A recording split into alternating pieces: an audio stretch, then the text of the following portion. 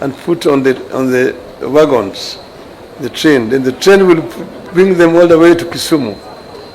And when the body arrives here, then they will now remove them from the train and put them into the ship to be taken across to Port Bell in Uganda.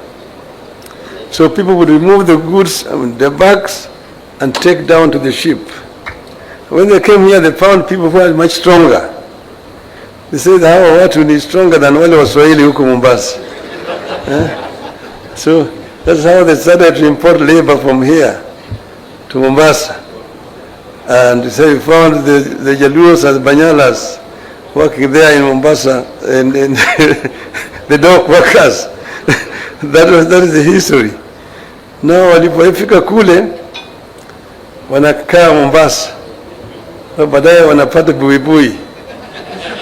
Sasa kupata buibui, sasa akienda kufanya kazi, anafanya kazi, akirudi namna hii anaingia, oh mwanangu, najua umechoka kabisa, karibu.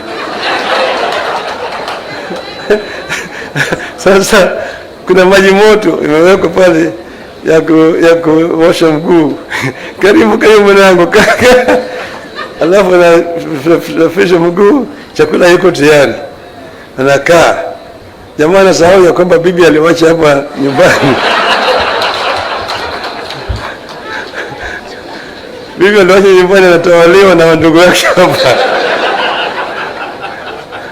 Sasa jamaa anakaa, anasahau kabisa alikuwa mmoja bibi na watoto hapa.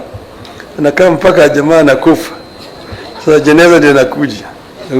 Ndio wakasema Mombasa kuingia ni harusi, kutoka ni matanga.